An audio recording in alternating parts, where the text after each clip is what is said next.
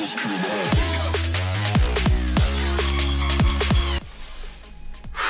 split squat is my go-to lower body exercise.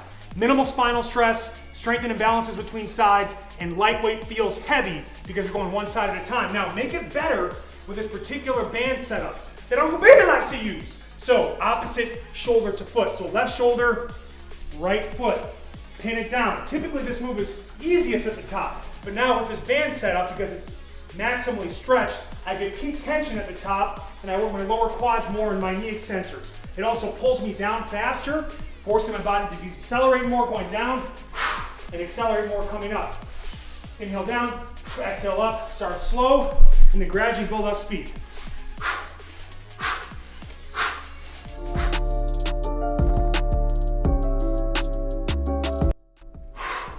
The band pull apart improves posture, strengthens all of your upper back muscles, including the rhomboids, the traps, and the lats.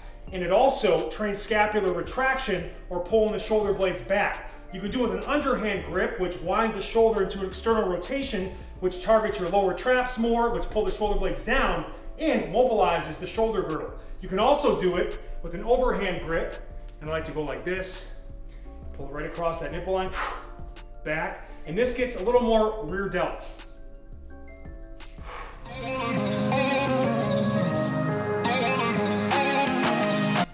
Pay attention. The band split pull apart. Great exercise to improve posture and strengthen and build the upper back. Now here's how I like to set up for it. You can do a split kneeling position, take the band, wrap it around your upper back, and then I like to go like this, where I wrap it around the hands for a little more comfort and a little more tension. Now I'm going to exhale across as I pull it apart. Inhale through the nose to return. Now, you want to go right across the nipple line. I like to say you're not doing this exercise right if you're not making your nipples hard. So, now you want to make this harder? It's already stretching the hips, but if I lift a little bit and balance a glass of water on my head, now my entire lower body is getting smoked isometrically while I dynamically build my upper back.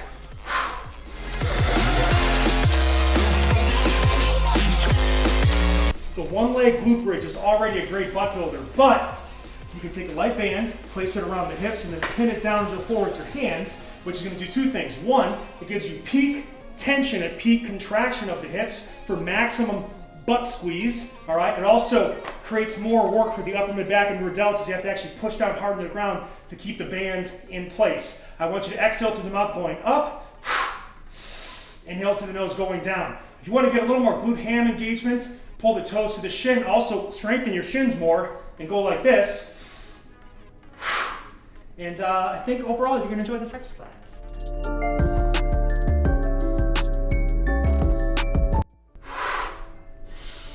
The band scap press trains scapular protraction, or pushing the shoulder blades away from each other, activating your serratus anterior muscles alongside the ribs, which is key for shoulder health and performance. Now you can do this drill with an overhand grip the whole way, but I also like to mix in this particular variation where I'm actually mimicking the way I would punch. So you start palm spacing, and as you push out, you rotate overhand.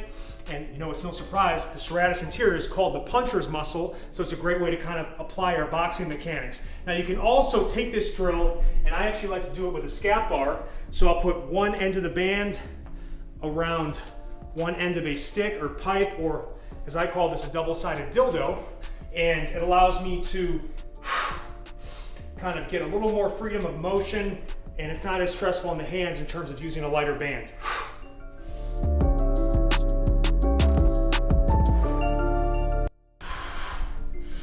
The band overhead press trains upward scapular rotation, targeting the upper traps and the levator scapula. The key focus here is make sure we're not hyperextending the back to get the range of motion. Crunch the abs, squeeze the glutes, and shrug those shoulders as high as you can towards the ears. Now I can also do this by taking a scap bar or a stick or a PVC pipe, putting it just like this.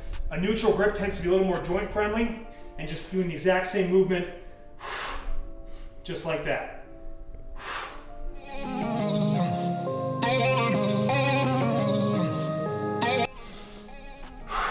They say you must learn how to crawl before you walk.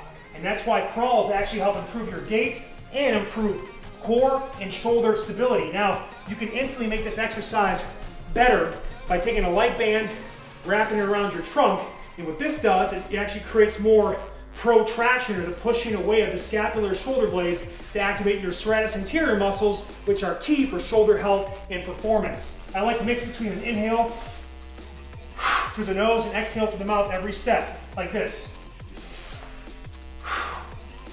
Notice I have opposite arm and leg mechanics. If it's too hard, you can actually start on the knees, but elevating the knees increases the quad recruitment and the balance challenges. I can also do this laterally, and we do both linear and lateral for best results.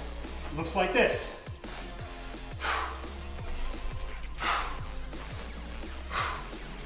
You're gonna love to hate this exercise.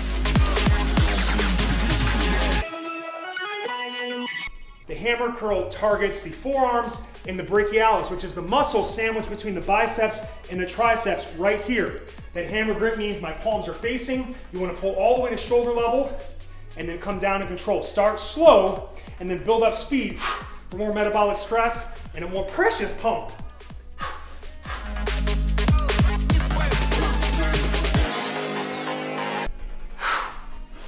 The overhead press is the king of shoulder exercises. It also targets the triceps as an elbow extensor and your abs as a core stabilizer. It's so good with bands though, because if you have a history of shoulder pain, you get peak tension at the top and the least tension at the bottom. And this is typically where people get shoulder pain, especially with dead weight, dumbbells, barbells. So it's a great exercise to work into rotation. Start slow and focus not only on pushing up, but pulling apart to clear space in that shoulder girdle. Control it down, and then gradually build up speed.